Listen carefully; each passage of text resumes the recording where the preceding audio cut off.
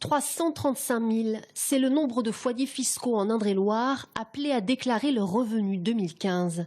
Cette année, avec la nouvelle décote, 45% d'entre eux devraient être en principe imposables, soit 1% de moins par rapport à l'an dernier.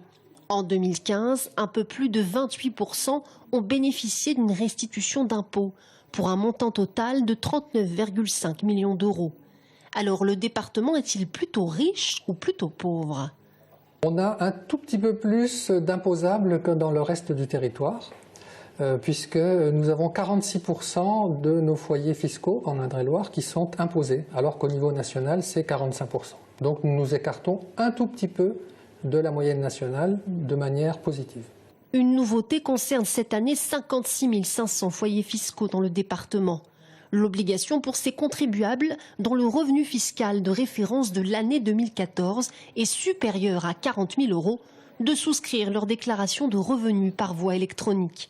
La déclaration en ligne sera d'ailleurs obligatoire pour tous en 2019.